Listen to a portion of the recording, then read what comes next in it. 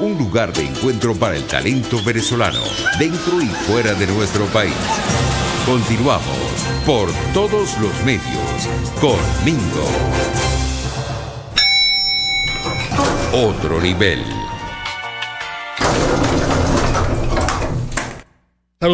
Saludamos a nuestra querida Floris Caray, que ya está aquí con nosotros, socióloga, investigadora en procesos totalitarios y comprensión política. Flor, de parte de todo el equipo del programa y de Radio Caracas, un gran abrazo para ti y para todos los tuyos. ¿Cómo te va?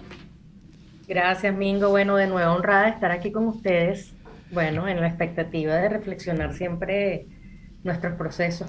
Ayúdanos a entender una serie de cosas que hemos estado conversando últimamente en el equipo de producción, teniendo en consideración algunos invitados que nos han visitado recientemente en nuestro programa. Por ejemplo, ayer el profesor Carlos Ñáñez, estábamos enfocados en hablar de la cuestión de la universidad, pero era lo que hablábamos post-entrevista con el profesor Ñáñez, aquí en el departamento de prensa, cuando él hablaba de esa hegemonía del pensamiento ideológico, cuando hablaba de este asalto del régimen chavismo, que si lo trasladamos de la universidad al país entero, es lo que nos ha ocurrido. Y por eso nosotros invitábamos a nuestro auditorio a esta conversación contigo, a esta tertulia contigo, porque decíamos en Twitter, en un tuit, vivimos absolutamente escépticos y además desencantados, y nos preguntábamos y te preguntamos a ti de una vez, bueno, ¿cómo podemos sobrevivir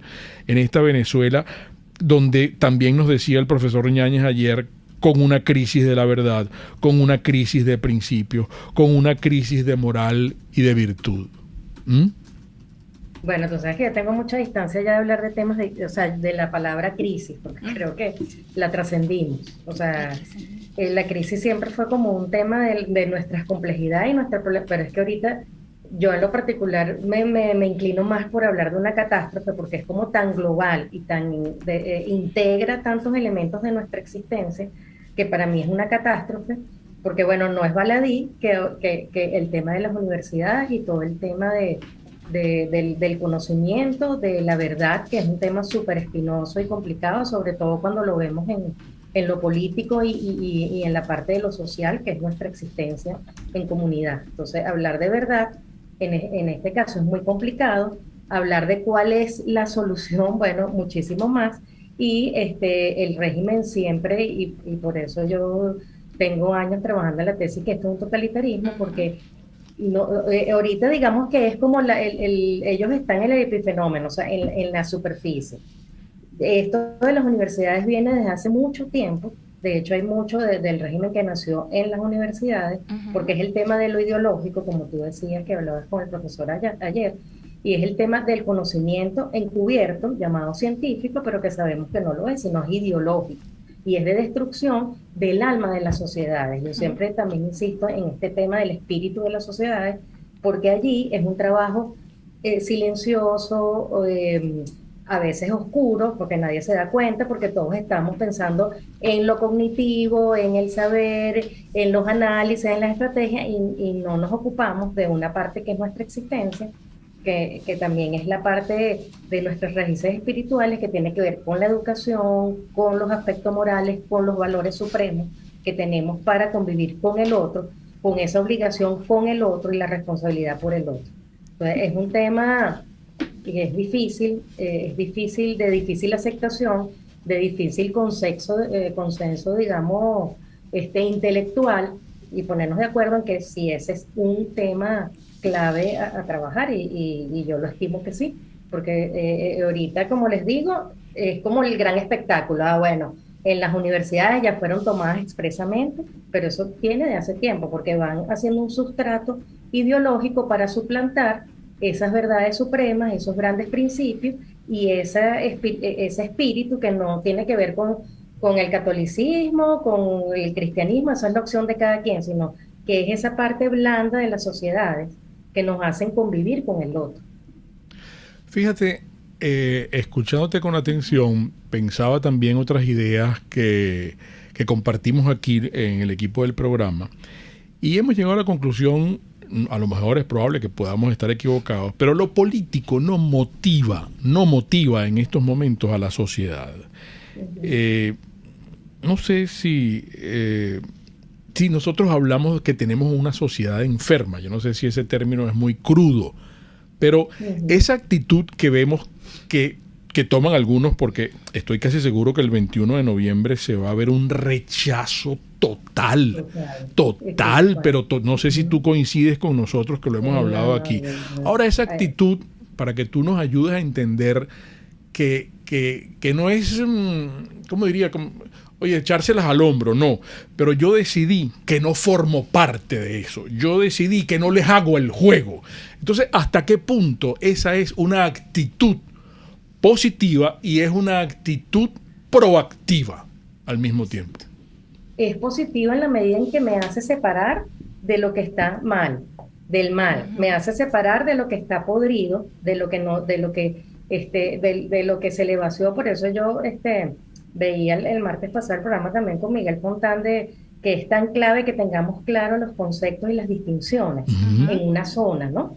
Clara, para mantenernos distantes de lo que nos sirve. Porque hay un desencanto no solamente con lo político, hay un desencanto con todo lo que nos hace estar con el otro, porque no ha funcionado, porque no nos hace vivir bien. O sea, a fin de cuentas, lo político es ese camino del bien para lo común, para vivir en comunidad con el otro y resolver nuestros aspectos comunes, porque hay la parte íntima, la parte privada y doméstica de cada quien, es lo que cada quien va resolviendo, pero en una sociedad que cada vez va truncando nuestros proyectos, nuestras posibilidades, nuestra subsistencia, ese es el mundo del desencanto. O sea, no me comunico con el otro en la manera en que yo pueda desplegarme en mi potencialidad, en mi bienestar y en mi felicidad, en el buen sentido, en esa búsqueda individual, en esa búsqueda de sentido que es vivir en comunidad o vivir en sociedad. Entonces, la política, ¿con qué está emparentada? Bueno, con la corrupción, con el sufrimiento, con mis imposibilidades. Entonces, bueno, es lógico que estemos desencantados, es lógico y es existencial que estemos desencantados de ese espacio que está subsumido en lo podrido, que está subsumido en el ego y el narcisismo de otros, que lo único que ha servido es para el privilegio de otros y nosotros cada vez estamos en una oscuridad, bueno, ya sí, cada vez más desconocida porque es como un infinitum, pues. Claro. Entonces, lo político está despegado ya de esa idea de la búsqueda del sentido de convivir con el otro, de resolver nuestros asuntos de convivencia social y política y de ofrecernos los mejores proyectos para desplegar nuestra vida en familia, y esa es otra, o sea, el acabar, porque no es tampoco baladí que todo esto empezó con unos rebeldes militares, unos rebeldes de izquierda, pero la idea del rebelde, como la explica Albert Camus en su texto El Rebelde, es precisamente matar esos valores supremos, matar la idea del bien y suplantarla por el crimen, por obtener las cosas fáciles. Entonces, la política en ese plano es un desencanto total, porque la apartaste de la búsqueda de ese sentido común, de ese sentido de convivir con el otro, de hacerme cargo del otro, de responsabilizarme por el destino de la humanidad. ¿Quién ya plantea esos temas? ¿Hay algún político que se ubique en esa reflexión de soñar al país, de imaginármelo de otra manera? ¿O estás en el plano de, como lo hemos visto y ustedes lo han abordado reiteradamente, y bueno, y RCR en general, el tema de las elecciones? O sea, ¿qué sentido te hace sentido a ti o tiene que ver con tu vida este tema, o es la vida de los otros que están pendientes de resolverse siempre su asunto? Entonces, ahí ¿qué solución tenemos? Precisamente lo positivo es que en la medida en que el ciudadano sea crítico y se aparte de esos caminos, claro, tú dices, pero ¿y qué hacemos? Nos quedamos en ese vacío. Yo creo que hay un vacío que es importante, que es precisamente tener el sentido de que esto no sirve, y no solamente desde ahorita. Ya muchos han venido estudiando el tema político desde antes, porque por algo llegó el chavismo. O sea, hay un vacío, hay algo que se estaba vaciando y no lo evaluamos, o lo subestimamos, quizás, porque creo que sí hay gente que lo evalúa.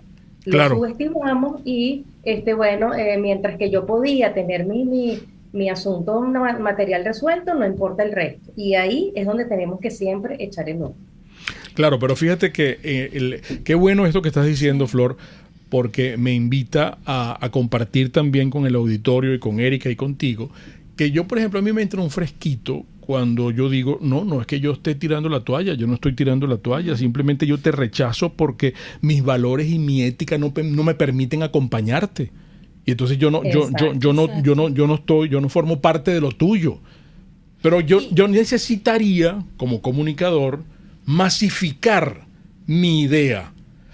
Repito, me siento con un gran fresco porque yo estoy tomando esta resolución, la tomé. No le hago el juego. Pero Exacto. ¿cómo le abres tú los ojos a la gente? Claro, y cómo le abres, Flor, ¿cómo estás? Te saludo. ¿Cómo le abres los ojos cuando de pronto, escuchándote, y tú me llaman poderosamente la atención cuando dices que ya nosotros trascendimos la palabra crisis y que lo que vivimos es una catástrofe? Entonces, inevitablemente pienso que los responsables de esta catástrofe son no la política o los políticos o ambos, ¿no? Entonces, ¿cómo resolver esta catástrofe? Porque bueno, tenemos ejemplos de naciones que luego de catástrofes logran resurgir. Sí. Nosotros estamos realmente todavía hundidos dentro de esto que tú llamas catástrofe. Sí, por eso lo llamo catástrofe, porque esto es de unas raíces muy profundas y lamentablemente no hay como un momento en el que yo digo, bueno, estamos llegando a esto. Yo cuando uno lee la historia de la Segunda Guerra Mundial y todos estos procesos totalitarios históricos que presenció la humanidad, que todavía sigue, o sea, y creo que tienen huellas profundas, y las sociedades aprendieron. O sea, a veces yo entro en desesperanza, y discúlpenme que sé que estoy invitada a reflexionar en otros planos, pero es difícil no sentir o no tener esta sensación de ese vacío, porque estas sociedades eran sociedades ilustradas, que tú decías, bueno, si eran ilustradas y los grandes intelectuales que han contribuido con importantes teorías para el mundo, bueno, entraron en esta catástrofe totalitaria, pero lograron salir porque rescataron esa parte, rescataron la parte espiritual del espíritu de las sociedades, que es todo lo que es la ilustración, el conocimiento y esa capacidad de siempre pensarse. En Venezuela, ahí siento que tenemos que trabajar, y por eso no es algo inmediato.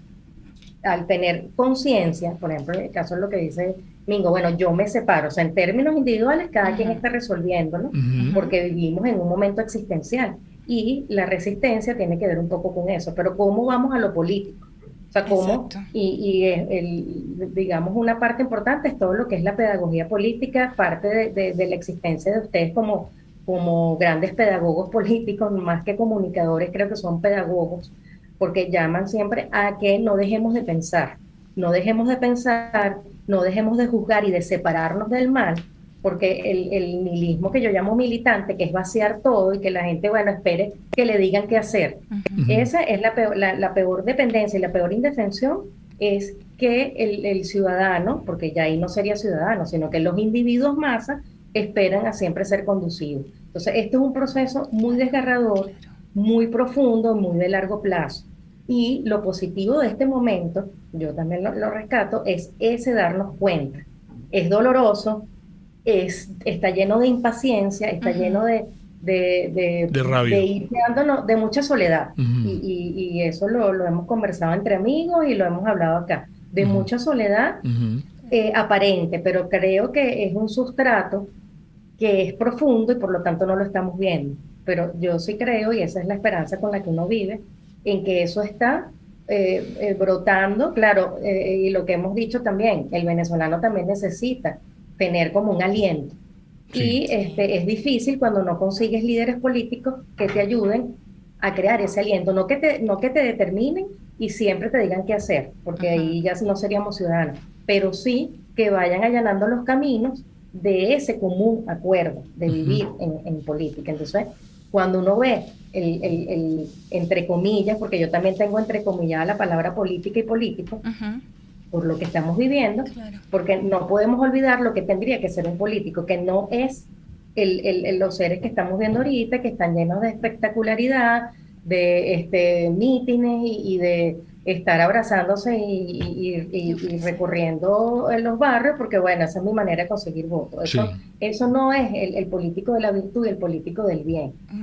Muy bien. Entonces, no depende tampoco de, bueno, como ciudadanos, ¿qué podemos hacer? Convertirnos todos, somos políticos, como decía Miguel Fontán, al tomar partido, al preocuparme por el otro y responsabilizarme por el destino de mi país, ya eso es ejercer lo político. Pero no convertirnos todos en los políticos que vamos a ocupar cargos públicos, que vamos a estar en el Parlamento o bueno, llegar a la presidencia. Y es algo que yo creo que es a nivel mundial. O sea, ¿cuál es el perfil del político? Por eso siempre tenemos que estar fiscalizándonos y llamando las cosas por su nombre. Muy bien. Eso combate parte de este vacío. Flor Iscaray con nosotros hoy acá. Qué bueno, amigo, qué buena esta conversación con Flor. Tenemos que interrumpirla momentáneamente porque debemos ir a identificar. Tenemos un intervalo. Vamos a prestarle mucha atención a estos mensajes y en breve regresamos con Flor. Un espacio para formar la nueva opinión pública venezolana. Por todos los medios. Con Mingo.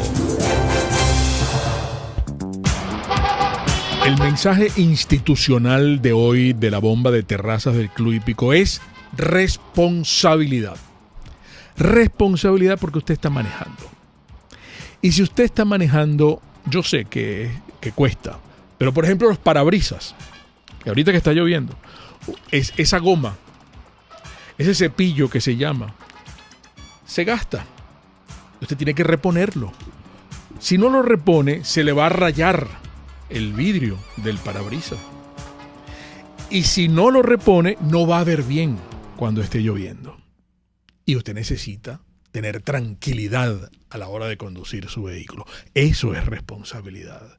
Este es el mensaje de hoy de la bomba de terrazas del Club Hípico, que nos invita siempre a visitar su tienda de conveniencia.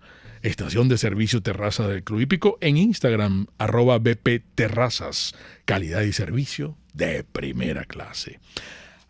Bueno, hablemos de la pastelería del Corso. Esta semana, mi querida amiga, ¿usted tiene alguna reunión, por ejemplo, para el fin de semana? Bueno, haga la cita en la peluquería para que se emperifolle y se ponga bien bonita y se hace las uñas y la consienten, porque va a encargar absolutamente todo acá en la pastelería del Corso. Va a encargar unas bandejas de pizzas, va a encargar unos saladitos, va a encargar que dentro de los saladitos pueden ser rellenos de manzana. Las miniaturas de hojaldre rellenas, así como las hay, pues las puede pedir de anchoa. A mí me gustan más las anchoas que de ricota y de jamón. Pero, como entre gustos y colores no han escrito los autores. Bueno, aquí complacemos a todo el mundo porque aquí la gula no es pecado. Es el único lugar donde la gula no es pecado, en la pastelería del Corso. Y ni hablar de los mini croissants. Pero estoy hablando de todo salado, pero usted sabe que muy bien cuenta con los mignon y con los beignets, que son esos mini postres que son tan ricos, tan delicados, tan finos, tan bien hechos, tan bien presentados, con tanto color. ¡Uy, qué rico!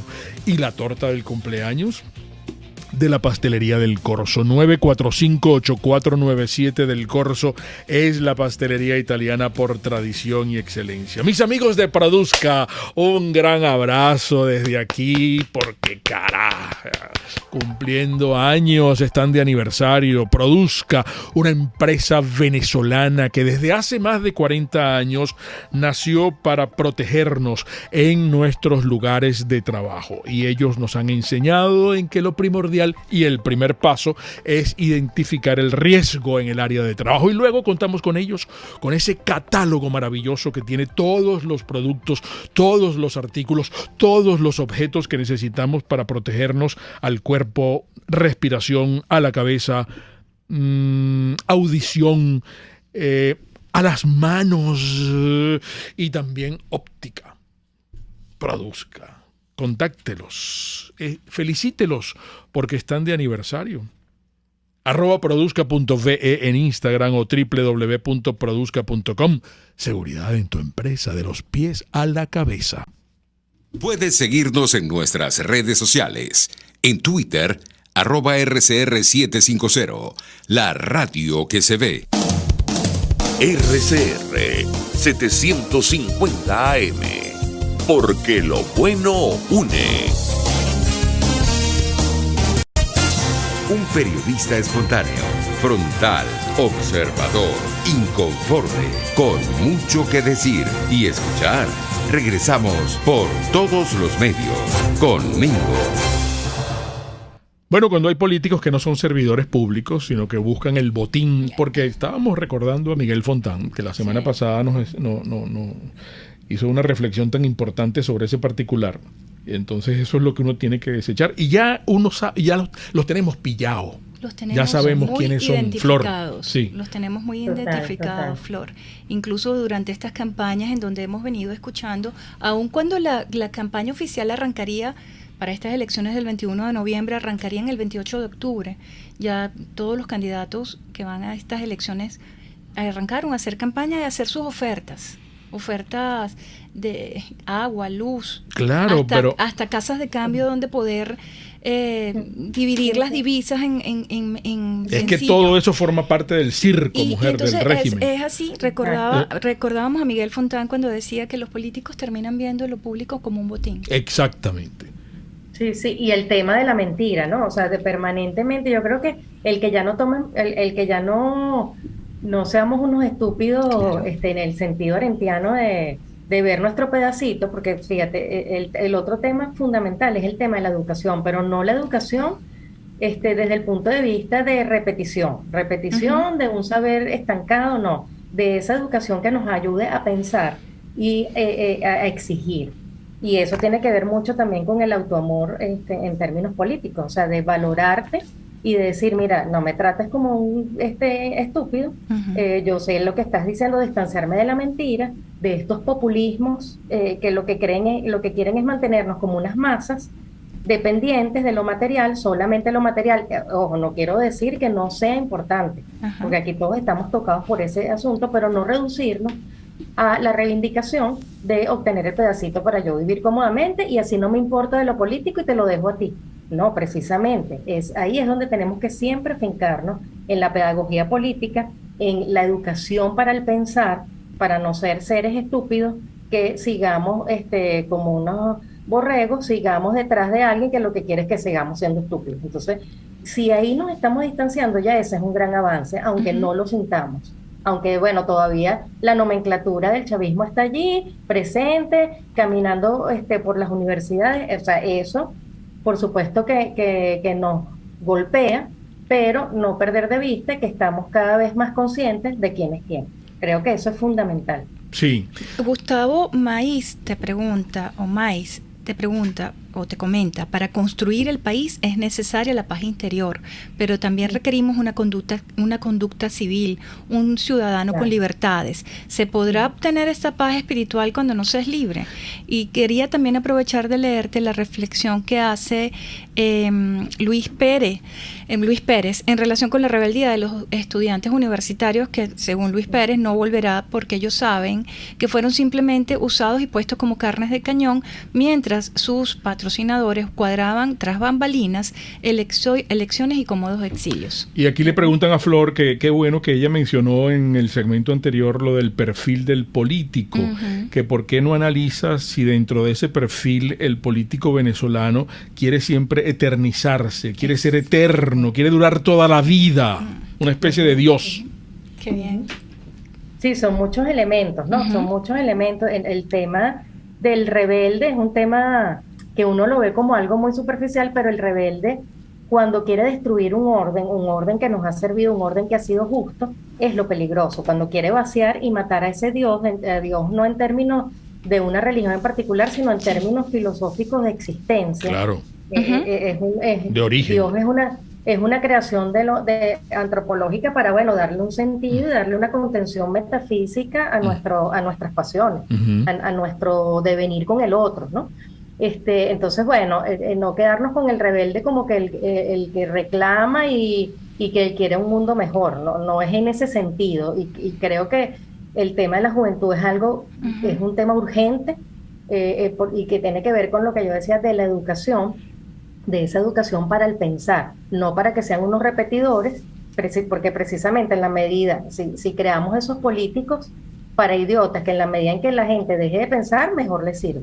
Y ahí es donde tenemos que distanciarnos, y creo que esa es nuestra mayor razón y sentido, que es buscarnos, porque cuando uno se dice, bueno, ¿qué es ser venezolano? O sea, lo político también pasa por eso, y no por caer en nacionalismo, sino que en ese sentido y en esa en ese sentir espiritual de lo que es ser un venezolano y qué es lo que nos hace vivir junto al otro. No sé si se me escapa alguno de los temas que plantearon de la reflexión, pero es fundamental escarbar el tema del perfil del político. Sí. O sea, el perfil a lo mejor es muy romántico, pero de un político con virtud y un político para el bien. Y eso es lo que no estamos viendo. Ahora, ¿cómo se crea eso? Bueno, no es que vamos a hacer un laboratorio y vamos a hacer unas mezclas y a crear un ser distinto, ¿no? Yo creo que es posible. Como humanos tenemos muchos bemoles, por supuesto, el bien y el mal nos habitan, pero la exigencia de un ciudadano crítico que se distancie de todo lo que es el mal y la porquería que estamos viendo, ya eso es tomar partido. Por supuesto que tienen que existir instituciones y por eso esto es una catástrofe. Por eso el tema, y pasa mucho por recuperar nuestra ilustración.